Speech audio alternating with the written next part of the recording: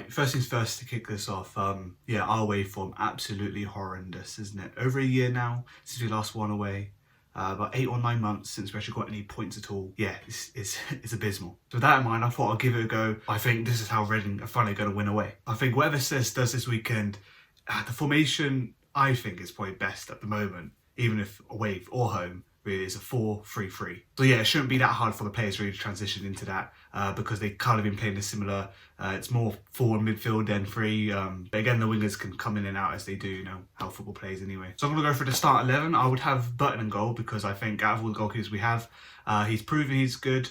He has the odd mistake in him, but yeah, I mean, solid guy, experienced. He's just going to be a safe pair of hands really at the end of the day. At right back, I've got Dom. I just think he is good. He's got the experience. He's not as good as he was a couple of years back, but could do the job. You know, he's a decent League One player at the end of the day. So that back my first centre back anyway. Sitting on the right side specifically will be Dean. Simply because McIntyre's injured, I've heard. So Dean is a choice I would put in there. He's not a player I like very much really at Reading, but he needs someone experienced at the back. And yeah, it's a tough choice, but Dean would probably be the one to have in there.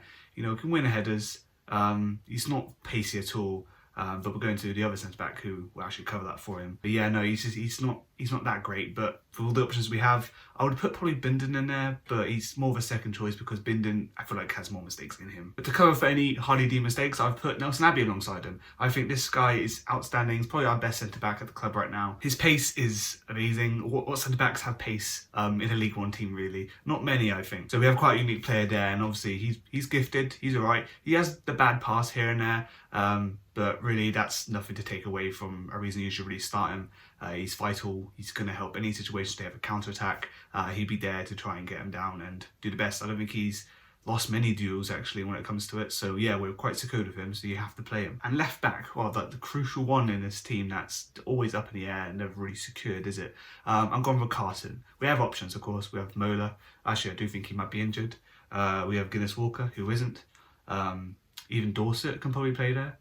Dorset does look good recently. I have to say he was in contention in my brain to even put a centre back. But I thought, you know, Nelson Abbey's also left footed, so I had to go with him. Matty Carson though, yeah, he's the player I've gone for. I think he's shown probably that he can go toe to toe with League One players now. Yeah, I think he can do a solid job.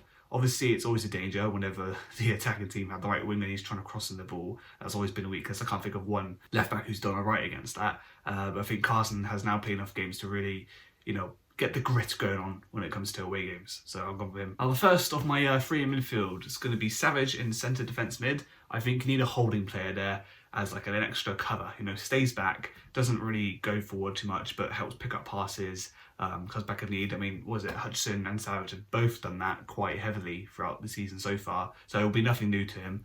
But definitely I think it's a security measure to make sure that the attackers don't end up attacking us. And I'll stick that for the whole game. I wouldn't change it for the whole 90 minutes because how many times have we conceded very late on a sort of press or attack that the other team have put on us? So I think get as many players back as you can that have that solid line in, and the likelihood that you concede will inevitably go down. So, but just a bit forward of him will be Lewis Wing. I think there's no one that can really replace Wing at the moment. He's too good of a passer. His vision is amazing. He's one of the best players at the club right now. Has a few goals in him, as you could tell already. And of course, with Verson Wickham and a former player, we all know what happens in there. You know, it can go either way. Absolutely atrocious performance, or, you know, just scoring a hat-trick. It's one of those things. But yeah, no, solid play. I think he'd be good enough, you know, pick the passes out, make good runs in the box. And obviously, having a holding player there, Savage, he'll be set free to go forward a bit more. Also similar, we're going to have Elliott alongside him. This one was kind of a tricky one because I do prefer Harvey Nibbs in the centre mid role rather than on the wing.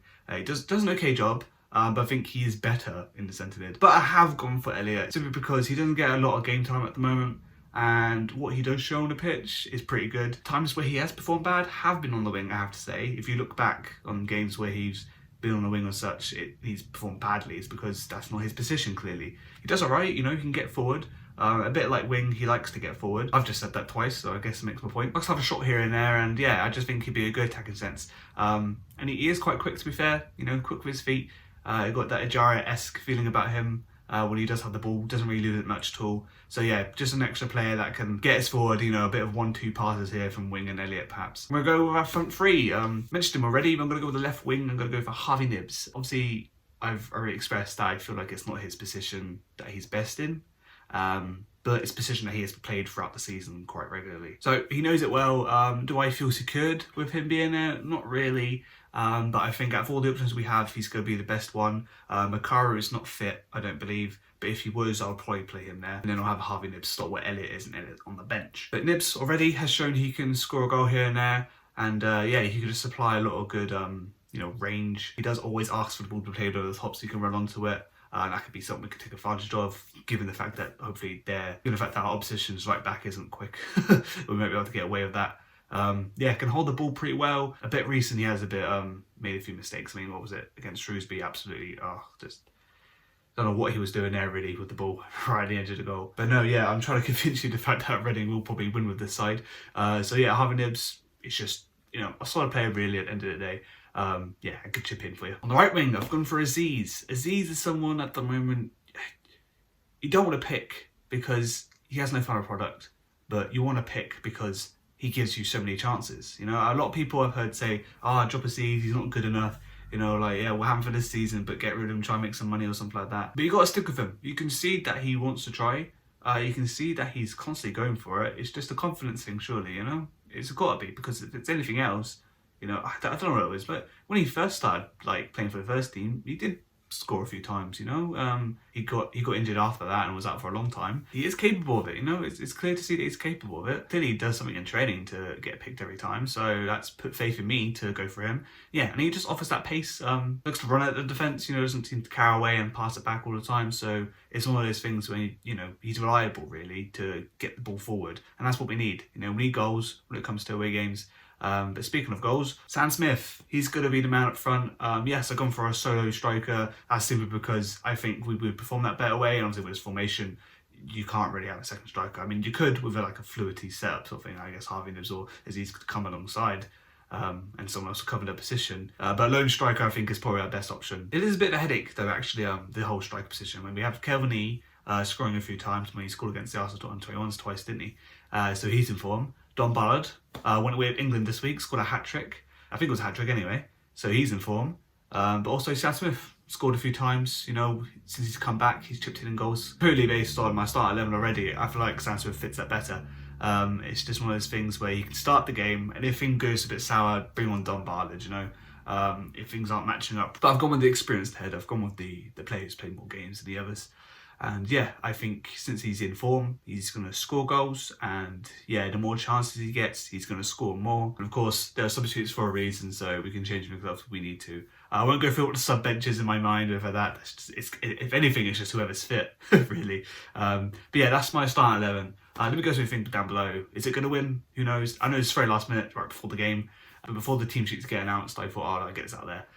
Get my opinion and thought process on how we would eventually win away, hopefully. And to do it against a local derby would be great, wouldn't it? Who knows? Who knows what can happen?